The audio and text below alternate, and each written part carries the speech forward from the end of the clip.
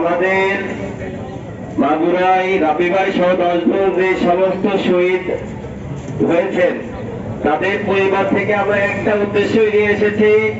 আমরা বিগত দিনে খুনিদেরকে দেখেছি বুক ফুলিয়ে রাস্তায় চলাফেরা করতে, আমরা আর দেখতে চাই না। এই সমস্ত খুনিদের যারা ছায়াতলে রেখেছেন তাদেরকে হুঁশিয়ার করে দিয়ে চাই, আপনারা এখনো আছে শুধরান, আপনারা এখনো আছে ভালো হয়ে যান। শেখ হাসিনা পালানোর সুযোগ পেয়েছে। আপনারা যদি মনে করেন যে আপনারা পালিয়ে যাবেন, আপনারা হয়তো ভুল ভাবছেন।